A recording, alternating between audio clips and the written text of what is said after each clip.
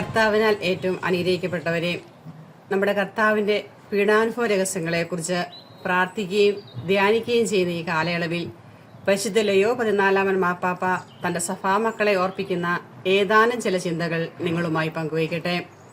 ഒന്നാമതായി, മറ്റുള്ളവരെ കേൾക്കുക. നോമ്പുകാലം ദൈവവചനം കേൾക്കാൻ, ദൈവത്തിൻ്റെ വാക്കുകൾ കേൾക്കാനുള്ള സമയമാണ്. അതിനുവേണ്ടി നമ്മുടെ ഹൃദയങ്ങളെ ശാന്തമാക്കണം. നമ്മുടെ ചുറ്റുമുള്ളവരുടെ നൊമ്പരങ്ങളും അവരുടെ നിലവിളികളും നമ്മൾ ശ്രദ്ധിക്കണം. അങ്ങനെ ദൈവസ്നേഹത്തിലേക്കും സഹോദര സ്നേഹത്തിലേക്കും നമുക്ക് കൂടുതൽ കടന്നു ചെല്ലാനുള്ള ഹൃദയവിശാലത ഉണ്ടാകണം. രണ്ടാമതായി, കൃത്യമായ അർത്ഥമുള്ള ഉപവാസം അനുഷ്ഠിക്കുക. ഉപവസിക്കേണ്ടത് ഭക്ഷണത്തിൽ മാത്രമല്ല എന്ന് പാപ്പ പറയുന്നു. അത് മനസ്സിലാക്കാനുള്ളതാവണം.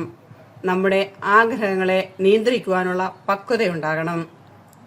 നീതിക്കായുള്ള ഒരു വിശപ്പ് നിലനിർത്താൻ സാധിക്കണം. അങ്ങനെ എളിമയോടും പ്രാർത്ഥനയിൽ വേരൂന്നിയും മറ്റുള്ളവരെ കരുതുന്നതുമായ ഒരു ഉപവാസം.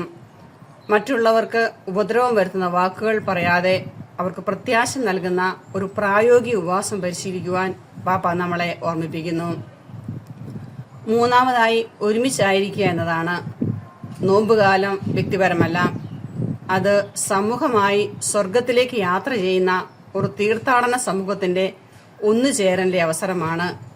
ഒരുമിച്ച് യാത്ര ചെയ്യലാണ്.